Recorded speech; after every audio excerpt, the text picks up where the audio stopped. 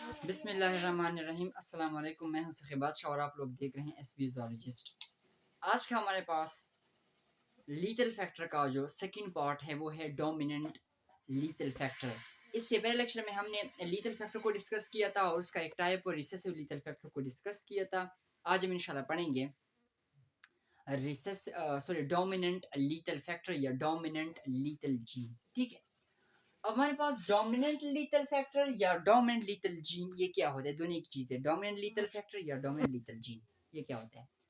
हमारे पास वो जीन जो एक ऑर्गेनिजम्स की डेथ करता है होमोजाइगस कंडीशन में भी और हेटेरोजाइगस कंडीशन में भी, उस जीन को हम कहते हैं डोमिनेंट लीथल जीन। फर्स्ट कहते हैं हमारे पास एक जीन है ना, ये एक जीन है, जीन ए है।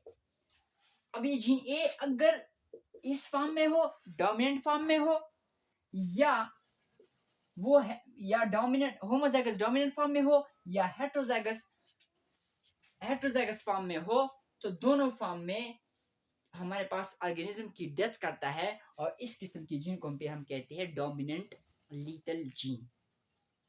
तो the gene which cause death of N organisms in both heterozygous and homozygous condition. ठीक है, the gene which cause death of an organism in both homozygous and heterozygous condition।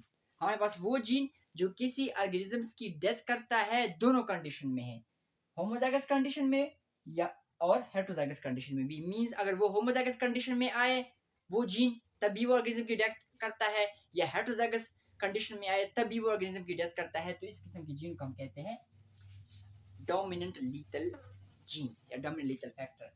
हमारे पास heterozygous condition में क्यों करते हैं? वो इसलिए करता है कि अगर हम हेटेरोजाइगस कंडीशन को देखें ना, तो उसमें एक अलील डोमिनेंट होता है, तो डोमिनेंट अलील रिसेसिव अलील का जो एक्सप्रेशन है वो मास्क कर देते हैं, छुपा देते हैं। ठीक है, एग्जांपल की अगर हम बात करें तो एग्जांपल इसकी हमने ली है हंटिंगटन डिजीज, इसके एग्जांपल है। अब हंटिंगटन डिजीज क्या होती है? ये हमारे पास ब्रेन डिसऑर्डर है जिसमें हमारे पास एक ऑर्गेनिज्म की मूवमेंट अनकंट्रोल हो जाती है।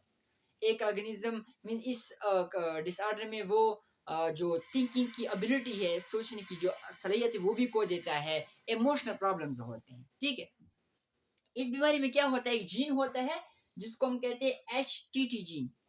ये HTT जीन जो होता है हमारे पास, ये इंस्ट्रक्शन प्रोवाइड करता है किसके लिए? किसकी फॉर्मेशन के लिए? For making Huntington protein. Huntington protein, ये HTT जीन जो है ये इंस्ट्रक्शन प्रोवाइड करता है फॉर मेकिंग हंटिंगटन प्रोटीन। ठीक है, जब हंटिंगटन प्रोटीन की हमारे पास फॉर्मेशन होती है तब हमारे पास ये वाली डिसऑर्डर क्या होती है? ऑर्गेनिज्म की बीमारी होती है। अगर हम देखें कि अगर ये हमारे पास HH जीन जो है हमारे पास जीन लिया हुआ है, अगर ये gene homozygous dominant homozygous condition में हुआ तो वो क्या करेगा? हमारे पास एक ऑर्गेनिज्म की डेथ करेगा। क्यों? वो इसलिए क्योंकि इस फॉर्म में हंटिंगटन प्रोटीन बनेगा। ठीक है, इस फॉर्म में भी वो डेथ काज करता है जिसकी मैंने डेफिनेशन में पढ़ा है, क्योंकि यहाँ पर भी हंटिंगटन प्रोटीन बनता है फिर भी डाइस होगा। लेकिन इस फॉर्म में आया तो ये नॉर्मल होगा। क्या होगा हमारे पास? ये नॉर्मल जीन होगा। जैसे हमने क्रॉस किया हुआ है, एक हमने इंडिविजुअल लिया हुआ है जो कि इसमें हंटिंगटन डिजीज है। ठीक है, और एक लिया हुआ है नॉर्मल। ठीक है, इस जब हम क्रॉस की तो क्रॉस में ये हुआ, दो इंडिविजुअल ऐसे आए जिसकी डेथ हो गई। क्यों? वो इसलिए क्योंकि इसमें दो डोमिनेंट हेटेरोजाइगस डोमिनेंट जीन मौजूद है और इसके हमारे पास नहीं होगी, ये नॉर्मल रहेंगे। ठीक है, तो ये था हमारे पास डोमिनेंट लीथल फैक्टर। उम्मीद है सबको समझ आ गई होगी। इंशाल्लाह अगले लेक्चर में हम पढ़ेंगे कंडीशनल लीथल फैक्टर। ठीक है, तब तक के अल्लाह हाफिज।